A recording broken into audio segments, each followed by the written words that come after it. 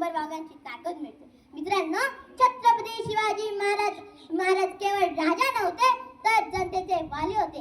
त्या काळात जिजाऊंच्या या वाघाने शून्यातून विश्व निर्माण केलेले होते. महाराजांनी केवळ आपल्याला युद्ध करायला शिकवले नाही तर माणसं कशी जोडावी हे शिकवले. 18 पगड जातीच्या मावळ्यांना सोबत घेऊन त्यांनी स्वराज्य उभे केले.